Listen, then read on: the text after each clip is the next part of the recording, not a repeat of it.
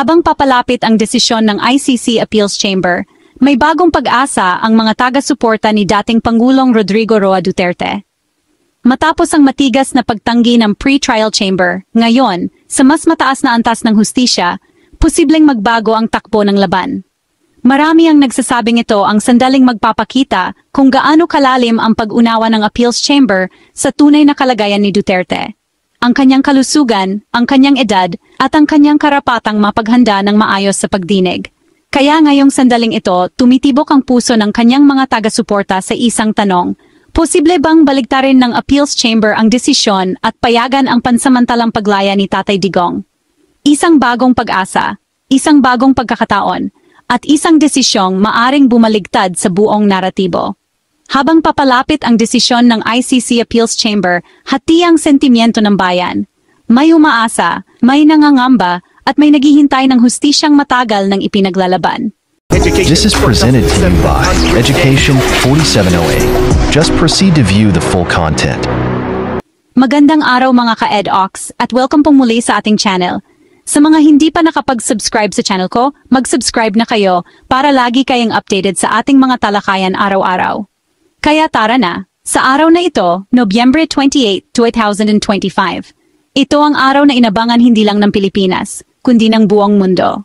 Sa Taguig, sa puso ng International Criminal Court, magbababa ng desisyon ang Appeals Chamber, ang huling tugon sa pagmamakaawa ng kampo ni dating Pangulong Rodrigo Roa Duterte, ang hiling na pansamantalang paglaya. Ngayon, pag-uusapan natin ang buong kwento, ang pagtanggi, ang apela, ang mga argumento, at ang posibleng hatol na magpapayanig sa politika ng bansa. Kung ating balikan, matapos ang ilang linggong pagsusuri, malinaw ang naging pasya ng ICC Pretrial Chamber. Denied.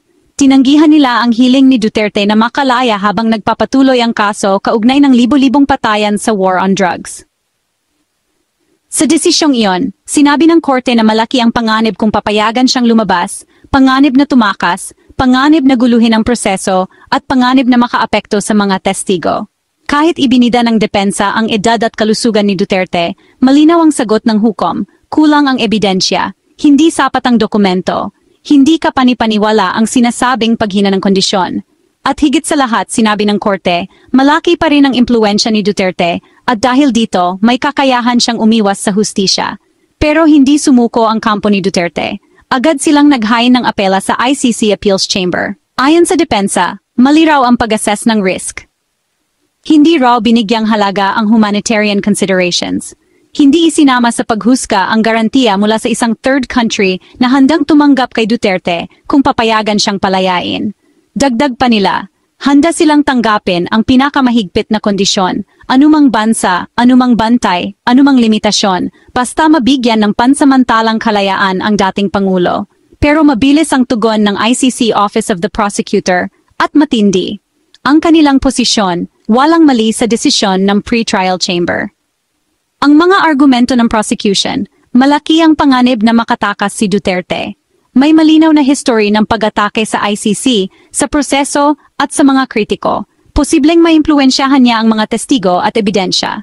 Kailangan pa si Duterte ng independent psychiatric neuropsychological evaluation para matukoy kung kaya pa niyang humarap sa paglilitis. Sa madaling salita, hindi ligtas, hindi praktikal at hindi makatarungan ang pagpayag na makalaya siya, kahit pansamantala. Pagdating ng Nobyembre 28, isang mahalagang detalye ang lumabas. Hindi dadalo si Duterte sa open court reading ng desisyon. Pumirma siya ng waiver. Tanging mga abogado lamang niya ang tatanggap ng hatol. Sa araw na ito, sa harap ng publiko, babasahin ng Appeals Chamber ang final ruling.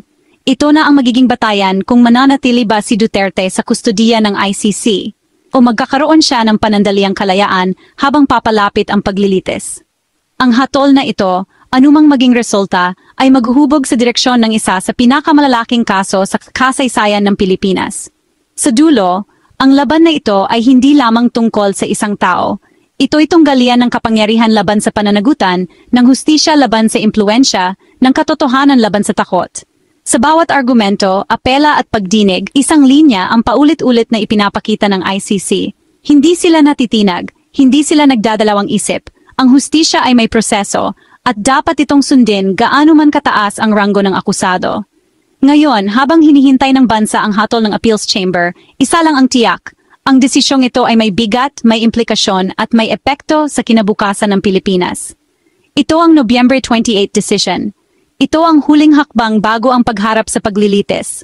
At ito ang araw na magtatakda kung hanggang saan hahakbang ang hustisya sa kaso ng war on drugs. Ano ang magiging hatol? Kasama kami sa pagsubaybay at kasama ang buong bansa sa paghihintay. Para sa mga taga-suporta ni Rodrigo Roa Duterte, malinaw ang paniniwala na kahit gaano kabigat ang kaso, karapat-dapat pa rin ang dating Pangulo sa makataong pagtrato. Para sa kanila, ang edad, kalusugan at karapatan ni Duterte na makapaghanda ng maayos sa paglilitis ay dapat isaalang-alang. Sinasabi ng kanilang panig na ang Appeals Chamber ay may mas malawak na panananaw, na posibleng makita ng mas mataas na hukuman ang mga bagay na hindi nakita o hindi binigyang bigat ng pre-trial chamber. At sa puntong iyon, may pag-asang mabago ang desisyon. May pag-asang maunawaan na hindi siya banta sa proseso at handa siyang sumunod sa anumang kondisyon. Para sa kanila, ang araw na ito ay hindi simpleng hearing, isa itong pagkakataong maitama ang naging mabigat na paghusga. Pero sa kabilang kampo, matibay ang paninindigan na ang pansamantalang paglaya ay maaring lumikha ng panganib. Para sa mga pamilya ng biktima at sa mga naniniwala sa hustisya, ang pagpayag sa dating Pangulo na makalaya, kahit ilang buwan lamang, ay maaring makaapekto sa mga testigo, ebidensya at integridad ng kaso. Nakikita nila ang kasaysayan ng political influence, ang bigat ng posisyon na minsang hawak at ang posibilidad na mahirapan ng ICC na kontrolin o subaybayan siya kung sakaling palayain. Para sa kanila, ang desisyon ng pre-trial chamber ay hindi lamang legal, kundi makatarungan at kinakailangan. At kung ang appeals chamber ay magpapalit ng pasya, takot sila na ito ay magdudulot ng mensaheng mahina ang depensa ng mahihirap at biktima laban sa makapangyarihan. Sa gitna ng dalawang pananaw, naroon ang totoo, na ang desisyong ito ay higit pa sa politika, higit pa sa personalidad, at higit pa sa sigawan ng mga kampo. Ang hatol na appeals chamber, anumang maging resulta, ay magiging bahagi ng mahabang kwento ng bansa. Isang kwento ng pananagutan, karapatan, at kung paano hinaharap ng Pilipinas ang sugat ng nakaraan. Sa dulo, ang tanong ay hindi lamang kung mananalo ba ang isang panig, kundi kung paano harapin ng buong bayan ang desisyong darating.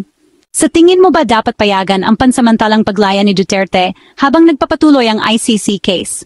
Oo o hindi? At bakit? Ipahayag ang iyong saloobin sa comments. At huwag kalimutang mag-like, mag-subscribe at mag-share nito sa iyong mga kaibigan. At ito ang Edox DC na nagsasabing sa bawat panahon at pagkakataon sa katotohanan dapat nakatuon. Hanggang sa muli, paalam.